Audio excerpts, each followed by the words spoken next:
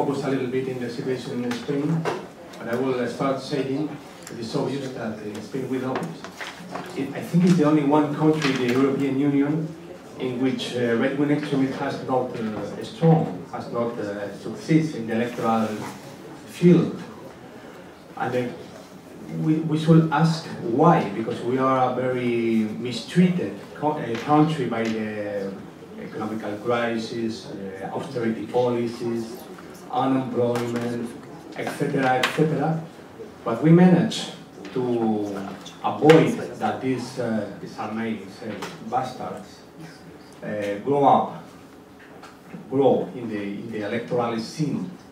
But it doesn't mean that we doesn't have a problem with the right-wing extremism, because we have.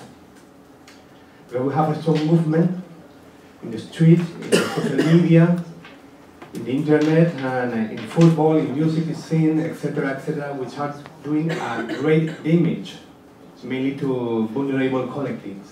And I will focus a little bit on this. And why a country like Spain, in which we have an authoritarian, totalitarian, fascist history, the friend of Hitler were ruling the country during 40 years. As Greek, you know, Greek has also a dictatorship after the Second World War. With all this problem that we have, with 5 million of migrants that they came very fast, just 10 years, we assume a huge population of migrants, but we managed to put them away. Okay. Oh, is this working? Why not? Okay. So let me get back to the 1991, when we only had 300,000 of migrants. We were starting to be a democratic, rich, prosperous country. But suddenly we had a small immigration phenomenon coming to the country in the early 90s. And what was the reaction of the media as they were in that moment? I mean, without internet, and only newspaper, radio, and television. But it was very, very, very bad reaction. You know, this is a collection of headlines, but to summarize, I would say that everything related with migrants are bad. Nothing good, you know, but very, very strong headline like the blood will reach the river, you know, scared in the Aravaca, which is a city, because the migrants are creating a lot of problems, blah, blah, blah, blah, blah, blah. So this was the narrative in that moment, and the consequence of that is the first hate crime that shocked the problem, the country. On that time, a black Latin American woman called Lucrecia Perez, whose dream was to put her daughter in the university in order to have a perfect life, was killed with 3 shots in the head by a neo-Nazi command that came to the shelter in which she was living and just shot in the head. She was just 25 years old. She was a working class lady who was working in domestic work, and she was black. It was a shock in the country, I would say, because suddenly a new phenomenon was there. No. I'm talking about the 90s. So look at this guy. This guy, well, you know, the more famous, you know. But the other one, Leon de Grel, which is a Belgian who was living in Spain during all the Franco time, because as I said, the first day Franco has a very strong asylum policy with Nazis. So we had the country full of historical Nazis living there, mainly in the south, in the Costa del Sol. So this is Leon de Grel, leader of the SS. And so he was living in Malaga for 40 years. So it's not an anecdote, because he was doing politics, creating organizations, connecting with people, sending messages, promoting Nazism, promoting Holocaust denial. Holocaust denial in Spain has some kind of sense from the Nazi perspective, because we didn't experience a Holocaust according with some kind of memorial building. I mean, we weren't part of the Second World War. We didn't have a Jewish population. So Holocaust wasn't part of our history in some way. Now it is, because now it's different. Now the perspective is completely different on that issue, but in that time not. So it was a proper place to promote a lot of material, publication, books, propaganda with Holocaust denial, which is a way to legitimize Nazi movement. It's a way to say, so to wash the face of the Nazi movement. We are not so bad. Holocaust is a lie. So we are just like others, nothing more. So the president of our organization, which is a former Auschwitz survivor at that time, Violeta Friedman, went to the court without any kind of legal material in order to fight against that, because it was not part of our history. So what you could say whatever you want, etc. So these two cases, the assassination of Lucrecia Perez and Violeta Friedman case at court in order to put Leon Degrelle at court for the Holocaust denial, create our penal code in 1995, which is very good. Which is very good, in order to tackle all this shit, if I may say, sorry. So I think this is one of the reasons, because the right wingers didn't put the roof so strong as it's been done in other countries. But how it works, and how is the right wingers working in Spain, and I think this thing should be an European picture, because it's very common. It's a common tendency in all the countries, in other more than others. But I mean, it works like, more or less like that. So we have everything is the same phenomenon. We have to see at the same phenomenon. So we have the thinkers who create an ideology.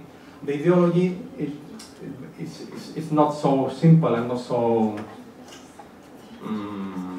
It's a little bit complex, because we have a lot of typologies. We have some kind of neo-Nazi movement. We have some kind of populist xenophobic populism. We have a sort of national identity very close with a populist, with a xenophobic rant, let's say in that way. So we have a typology of different kind of ideologies within the right-wing extremism. From maybe from the lowest way of thinking to the harder one. I mean, the supremacist, racial Nazis. Okay, then we have legal organization, and we have also the same typology. I mean, soft one and hard one. We have a lot of political parties there.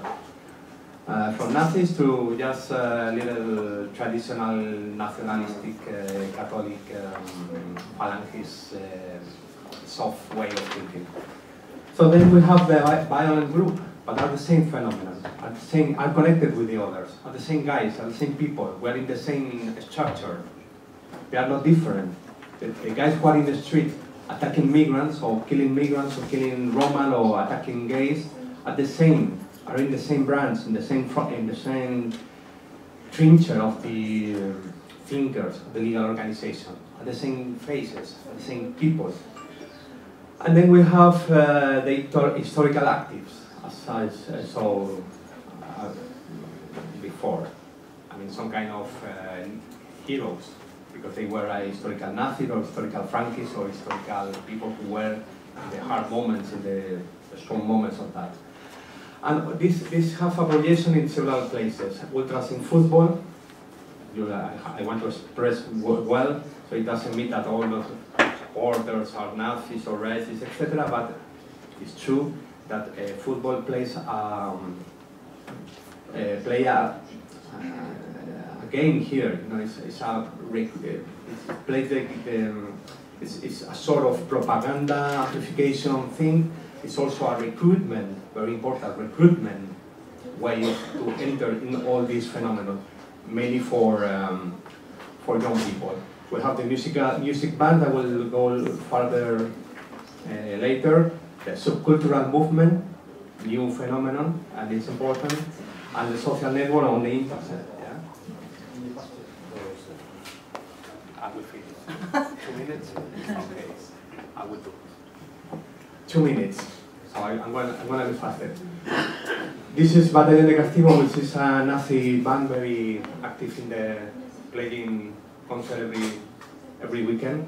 This guy who is doing like Eddie Van Halen, typing guitar playing thing, was in jail for killing Antifa some years ago. He was the leader of, well, he's also in the Ultrasur of Real Madrid. You see this guy there, they killed this guy that is that picture. Aitor Zabaleta, which is a Basque Country guy, they killed him because he's a Basque Country guy. You can see this event with a neo-Nazi in a place with Theodor Southek. You see the picture of when he was young and now he's old. He was a former champion of the SS Nazi stuff. He was under a warrant. How do you say that? They were not detention, but he was always living there. This picture is interesting because it shows the connecting generation between the former and the present, etc. The football, the music. You see this place in Madrid, Hogar Social Madrid. It's a new tendency of the right-wing extremist thing. It's like to occupy places like Antifa. It used to be do every year for decades. So they are occupying places in order to provide social attention to Spanish people, only Spanish people, no more than Spanish people. So if you are black or you are Roma, you are whatever, you are not Catholic, you are not going giving food or whatever. It's a way to say, oh, we are social people, we have our social, we are worried about the social thing for the people, okay. It's just showing a subculture branch of the phenomenon. And this guy was also the guitar player in meeting Eddie Van Halen, was also in something called Cancer Operation. So they were carrying this kind of weapons. You can see a bazooka there. The question, why they want a bazooka? What are they going to do with this bazooka? So why these people have a bazooka? So the civil war, the police, okay, they dismantled the band. We went to the court against them. We lost the case because there were some mistakes when the police record the conversation in the telephone. So they get absolved, and they're claiming the arms. You know, they are getting back the arms. I don't know why they want the arms, but they got it. Okay, and just for finish, because I'm sorry, it's more than 2 minutes, I know, but just 30 seconds. The risk that we are affording is this, you know, underrated. Because solitary wolf. He killed 80 people in Oslo and Utoya Island. Jallo told us about a lonely wolf the other day in Sweden. In Spain, we had also one. That he was captured before trying to blow up the University of Palma de Mallorca. But this is what we are facing as well. I mean, political scene, but also the violence, terrorists, guns who are attacking vulnerable people. Okay, I guess I don't have more time. I would like to say something about the rhetoric, important rhetoric to use in order to tackle this. I will finish here with the diagnostic. Thank you very much. I'm sorry for taking more time.